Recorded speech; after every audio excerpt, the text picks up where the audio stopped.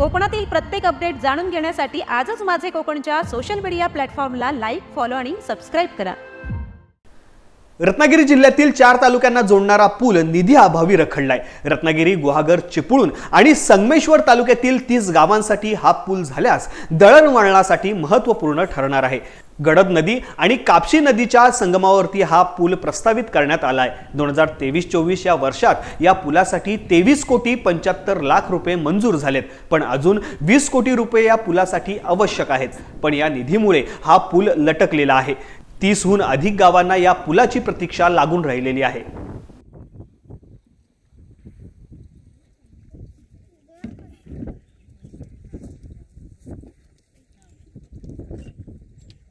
आम्हाला कर्जवे भातगाव ब्रिज पाहिजे आणि 4 तालुके जोडणारा संपूर्ण दळणवळणाचा एकत्र हे होणारा पर्याय म्हणून हा ब्रिज गरजेचा आहे गड नदी, शासी नदीवर।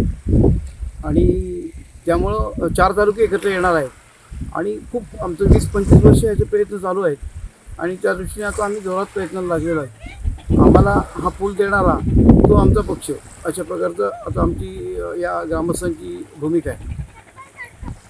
30-35 गावांना फायदा आहे या पुलाचा, आरवलीपासून डिंगणीपर्यंत आणि आंबोलीपासून माझं जाकादेवीपर्यंत।